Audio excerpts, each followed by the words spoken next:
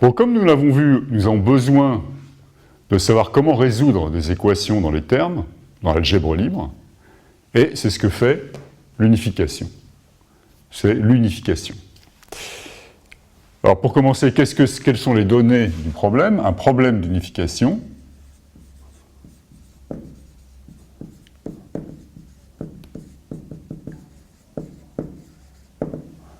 Un problème d'unification, ou bien c'est bottom, ou bien c'est top, ou bien c'est une conjonction d'équations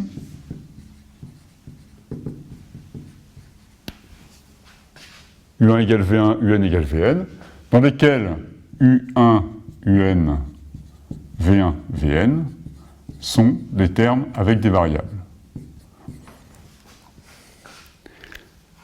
Alors j'ai mis des points d'interrogation au-dessus des symboles d'égalité parce que je veux distinguer les prédicats d'égalité de l'égalité entre termes que j'ai noté avec 3 barres parallèles.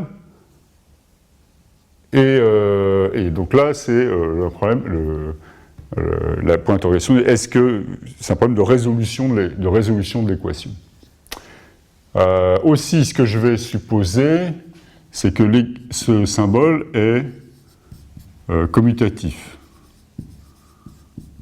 C'est-à-dire, je ne fais pas de différence entre l'équation U1 égale V1 et l'équation V1 égale U1. Voilà. Maintenant, une solution.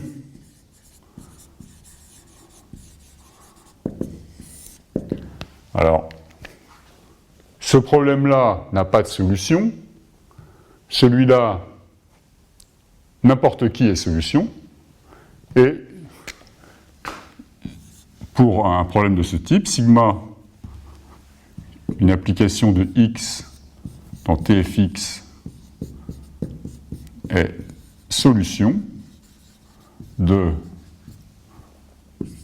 U1 égale V1 et UN égale Vn si, pour tout i,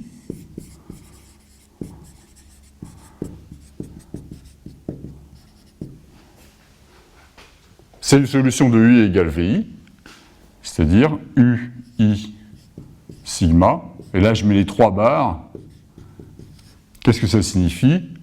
Que quand je remplace les variables de UI et les variables de VI à l'aide de la substitution sigma, j'obtiens 2 termes qui sont ici identiques. Exemple.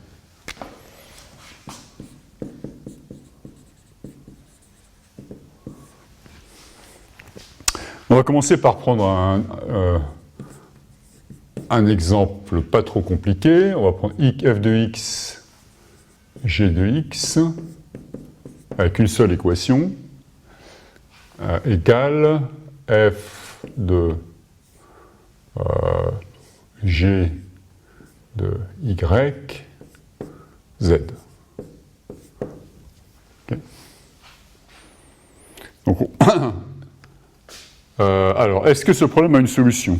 Peut-être je vais utiliser une autre couleur. Pour les solutions, on va prendre vert. Voilà. Est-ce que ça a une solution? Ben, oui, par exemple, si je prends la substitution qui, à x, associe g de a, à y associe a, à z associe g de a,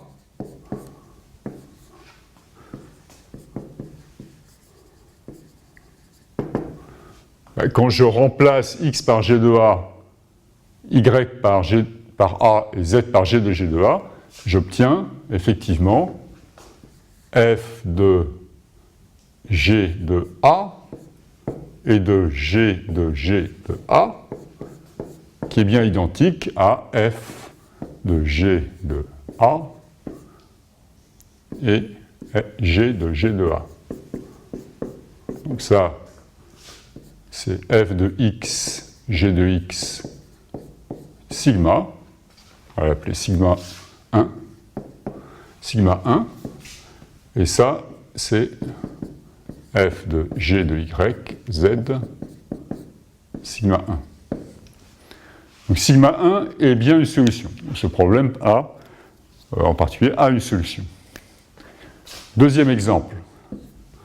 Je prends maintenant le problème f de x égale y et y, f de y égale x. Je prétends que ce problème d'unification n'a aucune solution.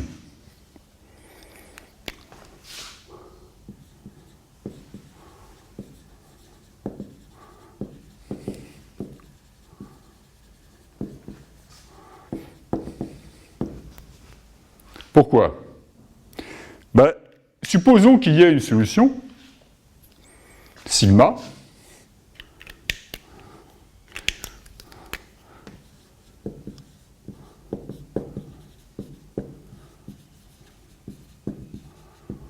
alors,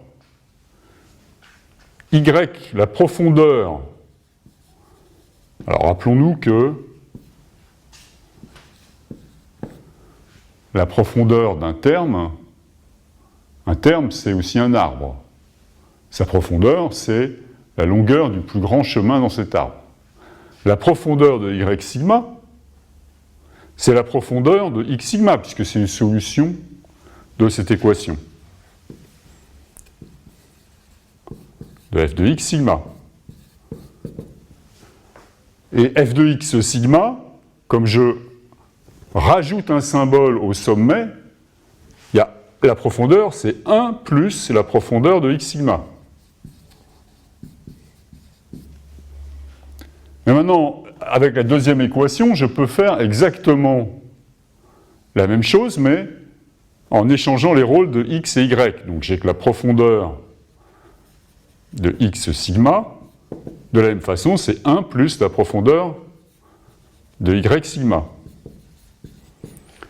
Et là, bien sûr, j'ai une contradiction, puisque j'obtiens profondeur de y sigma égale 2 plus profondeur de y sigma, ce qui n'est pas possible.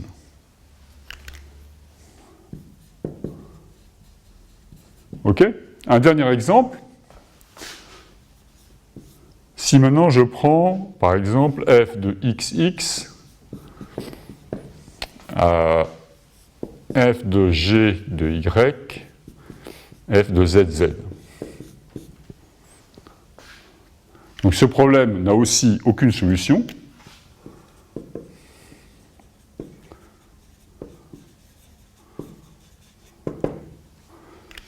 Pourquoi? Parce que si j'avais une solution, je devrais avoir que x, c'est g de y, donc le symbole de tête de x, c'est g.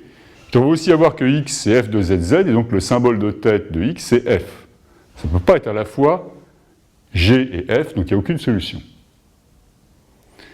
Voilà. Donc l'objectif maintenant, qu'est-ce que ça va être? Ça va être de donner un algorithme qui, étant donné un problème d'unification, me dit s'il y a une solution ou non, répond s'il y a une solution ou non, et s'il y a une solution, on va montrer qu'il y en a une qui est plus générale que les autres. Donc je vais expliquer ce que ça veut dire plus général, et qu'on peut la calculer.